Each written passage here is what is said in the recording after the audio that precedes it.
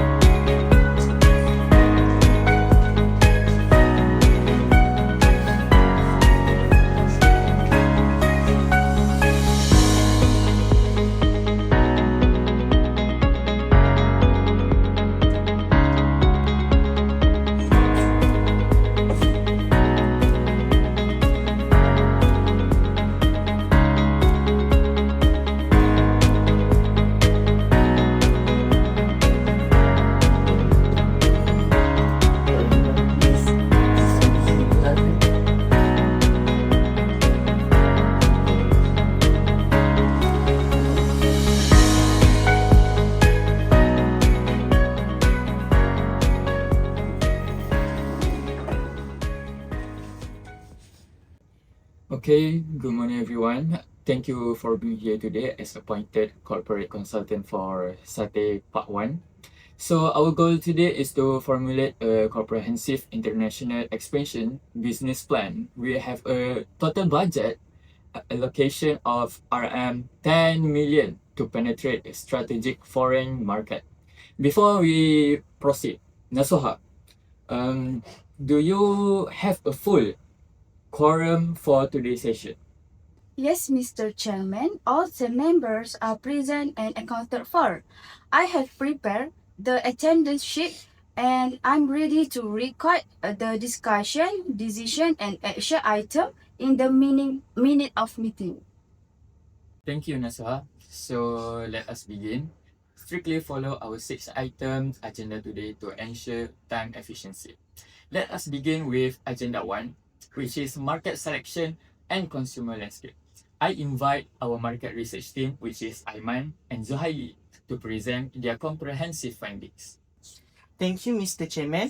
After evaluating various global regions, our team highly recommend expanding Satay Part 1 into South Korea. Although traditional Malaysian satay is still relatively unique there, South Korea has an incredibly massive street food culture, historical driven by pojang macha, which is street food stalls. South Koreans are already deeply familiar with skewered meats, such as their local dagochi, which is skewered chicken. Therefore, introducing satay provides a perfect balance of a familiar eating format combined with an exotic Southeast Asian flavor profile that can capture the market instantly. To elaborate on Aiman points, our consumer demographic analysis show that our primary target market should be young adults aged 20 to 35, including university students and working professionals. In terms of consumer habits, South Korea are heavily influenced by social media aesthetic, requiring food to be high presentable. Furthermore, there is a distinct shift toward clean eating and halal-friendly alternative in urban areas like South, driven by global awareness. They prefer high-quality lean meat over heavy fat, which align perfectly with our grilled satay process. Thank you for the research team. This is a very compelling case. Before we proceed, does any member have concern regarding South Korea or as our choice? I completely agree with the choice, Mr. Chairman. The massive culture with and the high interest of South Korean in Southeast Asian traveling mean our brand already has immediate psychological advantage. Alright, excellent. So let us officially record that Southeast Korean is chosen. Let us move to agenda 2, which is product adaptation and presentation. So how do we ensure our traditional recipe appeals to the local Korean palate without sacrificing our identity? Alif and Moon, the floor is yours. Thank you. Traditional Malaysian satay use lemongrass, turmeric, and sugar, giving it a sweet taste. However, many South Korean prefer food that is savory, smoky, and little bit spicy. So we will offer two main options. The first is the heritage original, which is our authentic chicken and beef satay with the original Malaysian taste and savory taste. The second is the Korean spicy, the K spicy twist. So we add a small amount of gochujang, which is Korean chili paste, to the marinade. It is served with like the peanut sauce with roasted sesame oil.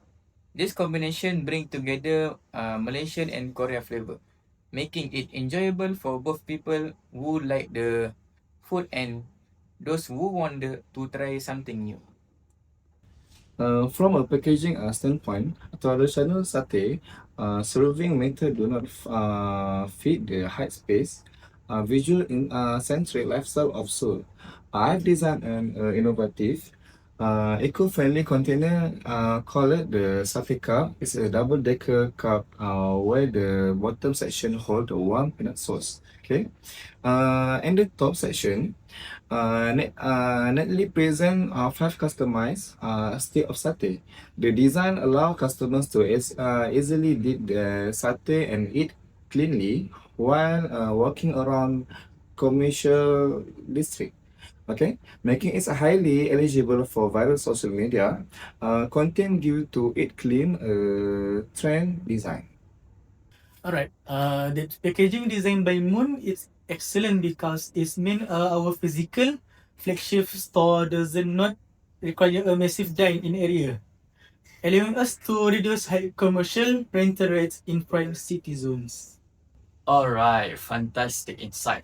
So let us proceed to agenda 3, which is branding and marketing strategy. Aya and Shamil, how will we visually and digitally position Satay Part 1 to ensure strong brand equity? To effectively localize the brand while maintaining corporate heritage, I propose rebranding our international brand as Satay Opa by Part 1. The integration of the word Opa adds friendly, localized, and highly marketable charm for your demographic.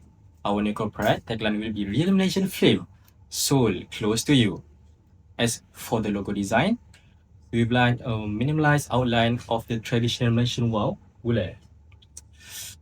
With the modern graphic of the glowing hot charcoal, adapting a color palette of matte black and fury crimson orange to project premium quality. For our marketing deployment, we will utilize South Korean hyper-connected digital ecosystem. We will collaborate with top Korean mukbang content creator on YouTube and TikTok to initiate a viral campaign called the Spicy Satay Opa Challenge. Furthermore, our pre-launch strategy will involve setting up an exclusive high concept pop-up booth at annual Seoul Festival Food to build massive immediate public relation buzz before the official store, what we call it, open, like that. Alright, a brilliant marketing approach. So let us now connect this to the execution phase under the agenda 4, which is the market entry, strategy, and financial allocation. Zainal and Zakir, please present the logistical blueprints and budget structures. Alright, for our market entry, I strongly advise again direct franchising in the initial stage. Instead, we must utilize a wholly owned subsidiary model flagship store execution. This guarantees 100% control over operational quality, food safety, and brand integrity. We have identified the Hongdae district in Seoul as optional location for our first store due to its incredible foot traffic of student and young professional. Concurrently, we will establish a small central kitchen facility near Incheon to handle large-scale meats marination and sauce preparation, ensuring consistency across future multi-store rollouts. And next is Central Kitchen and Logistic, which is 2,500,000 Malaysian ringgit is allocated to build out our central kitchen infrastructure in Incheon, covering industrial machinery, equipment, and local supply chain logistic. 4 is a marketing and launch campaign, 2 million Malaysian ringgit will drive our digital marketing effort, influencer contract, and pop-up launch campaign to build immediately brand awareness. And the lastly is working capital and reverse. Finally, the remaining 1,500,000 Malaysian ringgit is set aside as working capital covering initial staffing and operational reserve to ensure smooth operation throughout year 1. The budget is highly structured and professional, Zaki. So let us now move to the agenda 5, which is potential risks and risk mitigation strategies. We must anticipate operational or market bottlenecks. So any thought from the floor? One critical risk is the fierce market competition from well-established Korean convenience store giants like CU and ZES1243, which offer low cost, instant skewered snacks round the clock. Our solution is to make our product different from other. Convenience store usually sell processed or frozen meat with simple sweet soy sauce. Satay Opa use fresh, lean meat that is grilled over charcoal. Our meat is marinated with lemongrass and galang gali and served with our special peanut sauce. This gives our satay a unique taste that convenience store cannot easily copy. Alright, another risk is the supply chain's volatility for critical Malaysian ingredients like fresh lemongrass and authentic local peanuts. To mitigate this, I am already drafting a supply agreement with a reputable international logistic firm to establish a week cold chain shipment route from Kuala Lumpur directly to our Incheon facility to ensure zero disruption in test consistency. Truly outstanding risk management planning. So let us address our final item, which is Agenda 6, documenting final resolution and task delegations. So Nasuha, please summarize the definitive corporate decisions and assign specific tasks to all the departments. Thank you, Mr. Chairman. The meeting has officially and unanimously resolved the expand Satay Part 1 into South Korea under the localized name Satay Opa by Part 1. The commercial rollout will target Hyundai Seoul using the wholly owned subsidiary model with a total operational investment of RM 10 million. The official action item, the delegate as follow: Aiman and Zuhaili, market research, compile the complete consumer demographic and competitive report by next Friday. Mr. Alif and Moon, product development, produce physical prototype of the Satay Cup, packaging, and finalize the gochujang peanut sauce formulation. Azhari and Shamil, marketing, reader the final vector graphic of the logo, and draft official contract proposal for our selected Korea digital influencer. Lastly, Zainal and Zakir, operation and finance, initiate formal liaison with corporate real estate agent in Seoul and compile the final legal subsidiary incorporation document. Alright, thank you, Nasuha. I expect exceptional professional execution from all of the departments. I want to commend everyone for a highly productive business session. Nasuha, please ensure these minutes are fully typed out and distributed to all members for individual e-learning portal submission. Since there is no further business, I declare the corporate meeting official adjourned. Have a wonderful day ahead, everyone.